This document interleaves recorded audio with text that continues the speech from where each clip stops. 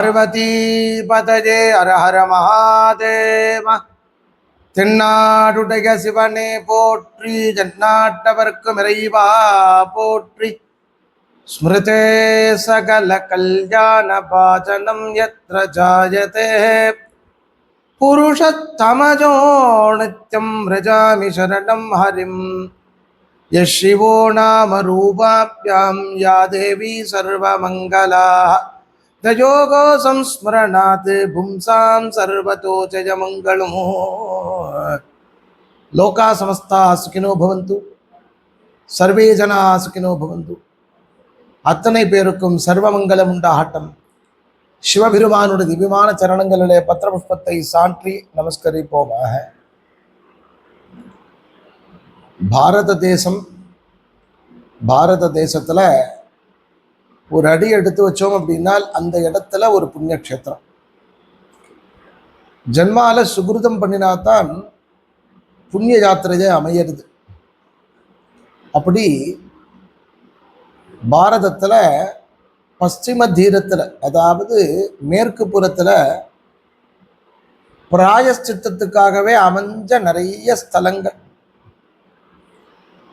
அந்த ஸ்தலத்தினுடைய மகத்துவமும் மகிமையும் சொல்லணும்னா பெருமையா இருக்கு. அதுல ரொம்ப அற்புதமான ஒரு புண்ணிய பூமி. நாம மனுஷாலா பிறந்ததுக்கு உண்டான அர்த்தத்துக்குன்னு சில இடம் இருக்கு பாருங்க. அப்படி ஒரு இடம், அதுக்கு மாத்ருகயா, சித்பூர், சிதாபுரி, இப்படியெல்லாம் அற்புதமான திருநாமத்தோட கூர்ஜர தேசங்கிற குஜராத்தில் அகமதாபாத்லேருந்து சுமார் 2.5 மணி நேர பயணத்தில் தனியாக போனால் இதுக்காகவாவது போயிட்டு அங்கே ஒரு சில மணி நேர காலம் இருந்து பகவானை அனுபவித்து சில சம்ஸ்காரங்கள் அந்த இடத்துல பண்ணுறதுனால ஏற்படக்கூடிய மன அமைதி, மன நிம்மதி வேற எங்கேயும் கிடைக்காது. காரணம், இந்த க்ஷேத்திரத்துக்கு ஸ்ரீதல் அப்படின்னு பழைய பேர். நிறைய பேர் இங்க சங்கமிச்சிருக்கா. யுகபுருஷால யுகத்தை புனருத்தாரணம் பண்ணி தரக்கூடிய அளவுக்கு இதனுடைய நுட்பமான விஷயங்கள் பேசப்படுறது. ஸ்ரீமத் பாகவதத்துல கபில வாசுதேவரை சம்பூர்ணமா அனுபவிச்சு சொல்றதே சாங்கிய யோகங்கிற ஆத்ம ஞானத்தை, பிரம்ம வித்தைய, முமுட்சுத்துவத்தை பறக்க பேசப்படுறது அப்படின்னா அதனுடைய ஸ்தலம், இடம் இந்த இடமே. அப்படி என்ன விசேஷத்துவம் இந்த இடத்துல அப்படின்னா, கர்த்தம பிரஜாபதி சரஸ்வதி நதி தீரத்தில் 10,000 வருஷங்கிற ஒரு கால பிரமாணம். இந்த 10,000 வருஷம் அப்படின்னால் அவளுடைய கணக்குப்படி பார்க்கறதே அது எத்தனையோ வருஷங்கள் ஓடி இருக்கு. அப்படியே உட்கார்ந்துட்டு அவர் பகவானையே நினைக்கிறார். அவரே பகவானாகவே மாறக்கூடிய அளவுக்கு அவருடைய இடம், அவருடைய சரீரம் எல்லாம் மாறுறது. பகவான் அவருக்கு விஸ்வரூபியா காட்சி தர. பகவானுடைய காட்சி, வைகுண்டத்திலிருந்து பகவான் கருடாரூடராக சமஸ்த தேவதைகளோட அவருக்கு காட்சி தரார். திவ்ய நேத்திரத்தை தர. சாதாரண கண்களால் அதை பார்க்க முடியாது. காலையில உதிக்கிற சூரியனை நமஸ்காரம் பண்றோம். மத்தியானிக காலத்துல சில முத்திரையினால அந்த ரூபத்துல சூரியனை பார்க்கிறோம். சாதாரணமா பார்க்கறோம்னா ஒரு நிமிஷ காலம் முடிஞ்சாது. பல கோடி சூரிய பிரகாசமா இருக்கிற பகவானை பார்க்கணும்னா இந்த கண் பூர்வமா பத்தாதே, அவருக்கு திவ்ய நேத்திரத்தை கொடுத்து பகவானுடைய காட்சி தர. அப்படி காட்சி பிரம்மாண்டமான காட்சி. நீ பார்த்து நமஸ்காரம் என்றார், அதுவே அவருக்கு சம்பூர்ணமாயிடுது. பகவான் சொல்றார், அனுகிரகம் பண்ணி உனக்கு என்ன வேணும்னு கேட்கறதே கேட்க தெரியாம அப்படியே நிற்கிற. என்ன கேட்கணும் அப்படின்னு அவருக்கு தோணல. பகவானை பார்த்த பிற்பாடு இனிமேல் ஏதாவது கேட்கணும்னு தோணிடுத்துனா பகவான் ஏன் வரப்போற? அதுதானே முடிந்த முடிவே, அதுதானே ஜென்மாவனுடைய இலக்கு லட்சணமே. பகவான் அனுகிரகம் என்றார். இனிலிருந்து 3வது நாள் சதரூபியும் சுவாயம்புவனுவும் உனக்கு அனுகிரகம் பண்ணுவா. அந்த அனுகிரகத்தை பெற்றுக்கொண்டு கிரகஸ்த தர்மத்தோட சில வருஷ காலம் இங்கேயே தங்கி இருக்கணும் அப்படின்னு சொல்லி அவருக்கு அனுகிரகம் என்றார். அனுகிரகம் என்று கிளம்புறதே பகவானுடைய சோமசூர்யாக்னி லோச்சனாய நமஹா அப்படின்னு 3 கண்கள் மூடி அப்படி திறக்கிறதே 3 கண்கள்லேருந்தும் 3 விதமான தீர்த்தம் பூமியில படுறது. பூமியில படுற இடத்துல சரஸ்வதி நதி அந்த இடத்துல இவருக்காகவே காத்துன்னு இருக்கு.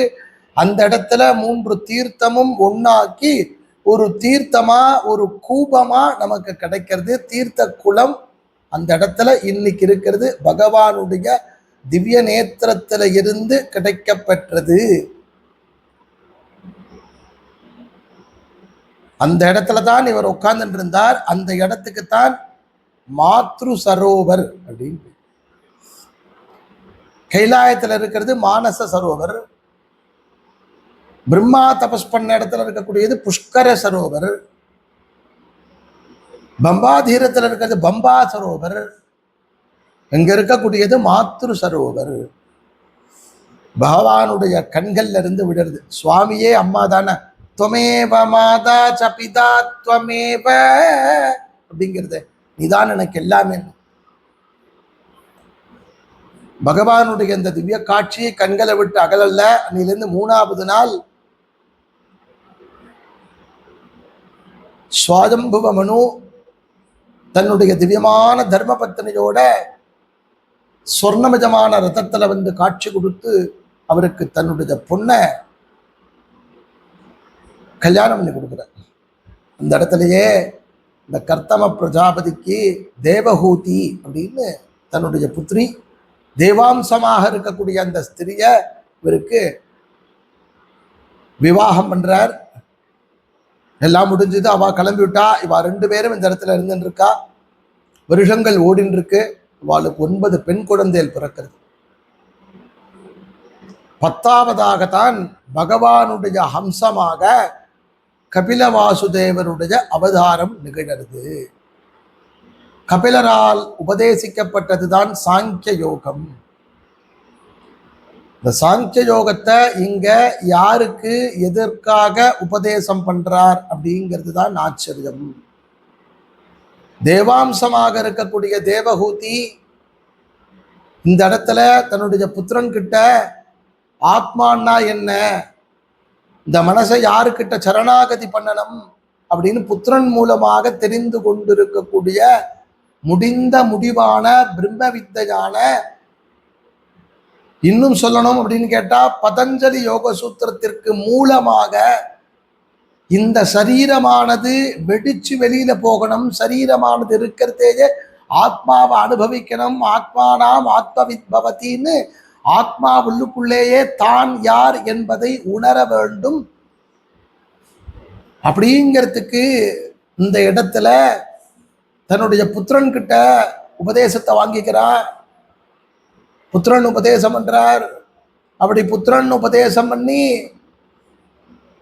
இந்த சரீரத்தை உடைத்து எரிந்து அக்னி பிரவேசம் பண்ணி தன்னுடைய ஆத்மா தீர்த்த ரூபமாக அந்த சரஸ்வதி கூப்பத்துல மாத்ரு சரோவரத்துல இன்னைக்கும் அங்க அம்மா இருந்துட்டு இருக்கா.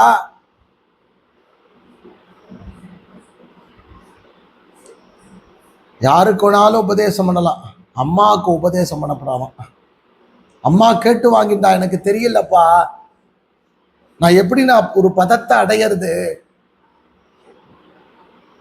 பகவான் கண்ணனை மண் எடுத்து சாப்பிட்றத கையில வச்சுட்டு இருக்கக்கூடிய ஒரு குச்சியால் எடுத்து வேகமா அடிச்சு வேகமா வேகமா அடித்த பிற்பாடு கண்ணன் இந்த பக்கம் திரும்பி வாயை திறந்த உடனே பிரம்மாண்டம் தெரிஞ்சு, பிரம்மாண்டத்தை பார்த்த உடனே அப்பவே அவளுக்கு பிரம்ம வித்து ஏற்பட்டு போயிடலாம். இது என்னது, இது நாம தப்பு பண்ணிட்டோமோன்னு நினைக்கிறத திருப்பி சகஜ நிலைக்கு பகவானே கொண்டாரு. பகவான் உபதேசம் பண்ணல, ஒரு ஒரு நொடி தான் கிடைச்சது. கண்கள்ல தான் படம் பிடிச்சு வச்சுன்றது இந்த பக்கம் திரும்பி பார்க்கறதே தன்னுடைய கணவனாக இருக்கக்கூடிய நந்தகோபர் கண்ணால பார்த்து அவர் ஆச்சரியப்படுறார். அந்த ஃப்ரேமை பார்த்து அம்மாவுக்கு உபதேசம் பண்ணப்படாதான், அம்மாவுக்கு உபதேசம் பண்ணினால் அது ஒரு தோஷமாம். இந்த அம்மாவுக்கு உபதேசம் பண்ற மாதிரியான இந்த ஒரு அவதாரம் ஏற்பட்டுத்தேன்னு இந்த இடத்துல தன்னுடைய அம்மாவுக்கு இந்த இடத்திலேயே அவ முக்தி பெறுவதற்காக தீர்த்தத்தை எடுத்து தீர்த்த கடனை அவர் பண்றார். அன்னைக்கு பிரார்த்தனை, அவருடைய பிரார்த்தனை, அவருடைய அனுகிரகம், அவரே பகவான் தானே தனக்குள் வேண்டிக் கொண்ட அந்த பிரார்த்தனை, இந்த உலகத்திலே புத்திரனாக பிறந்தவன் தன்னுடைய தாயாரை நினைத்து ஒரு தீர்த்தத்தை இந்த இடத்தில் விட்டால் அடைய வேண்டிய பதத்தை, மாத்ரு ருணத்தை கொஞ்சமாவது தீர்ப்பதற்குறித்தான இடமாக இந்த இடம் அமைவதற்கு காரணமாக அமைகிறது. இந்த ஊருக்கு சித்பூர்னு பேர் காரணமே இத்தனை வருட காலம் இந்த இடத்துல இருந்துட்டு கர்த்தம பிரஜாபதியாகப்பட்டவர் பகவான பார்ப்பதற்கான சித்தியை அடைஞ்ச காரணம்.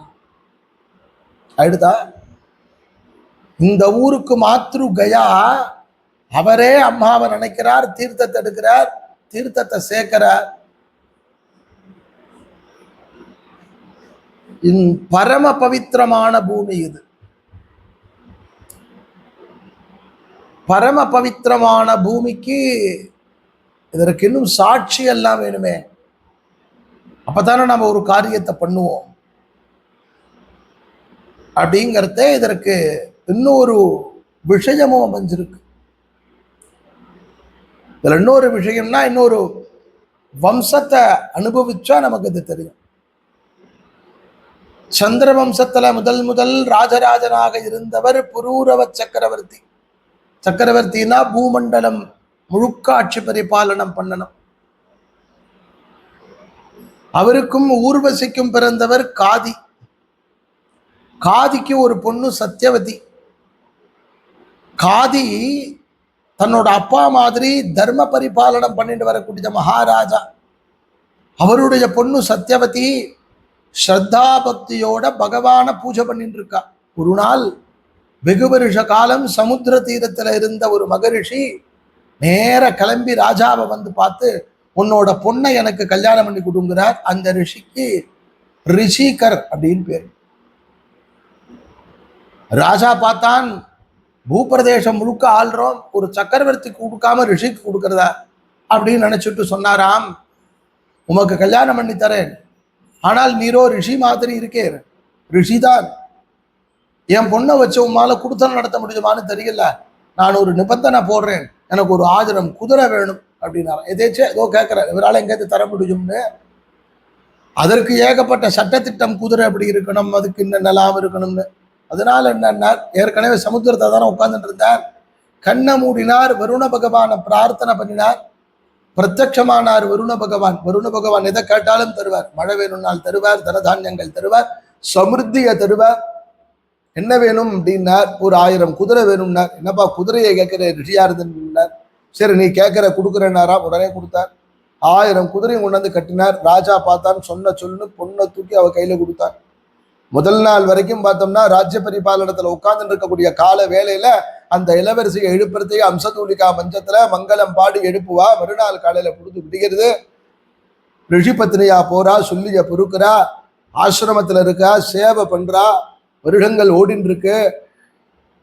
எப்படி அந்த ரிஷி பத்னி இருக்க வேண்டுமோ அது மாதிரி இருக்கா. தன்னுடைய கணவரை பார்த்து நமஸ்காரம் பண்ணி ஒரு நாள் காலையில் எழுந்துக்கிறத அவர் கிளம்புற, நான் வந்த கிரகஸ்த தர்மம் எனக்கு முடிஞ்சுடுத்து, நான் கிளம்புறேன், உனக்கு ஏதாவது வேணுமானா அனுகிரகம் பண்ணணும்னா உடனே மந்திரவத்தா கண்ணை மூடினார். அவளுக்கு உடனே அனுகிரகம் பண்ணார். நல்ல சத்புத்திரன் உனக்கு, எனக்கு மட்டும் கிடையாது என்னுடைய தாயாருக்கும் ஒரு அனுகிரகம் பண்ணணும், உங்களுடைய ஆசீர்வாதம் வேணும்னா அதனால ஒரு பிரசாதத்தை கொடுத்தார். இது உமக்கு உங்களுடைய தாயாருக்குன்னா. வருடங்கள் ஓடி போச்சு.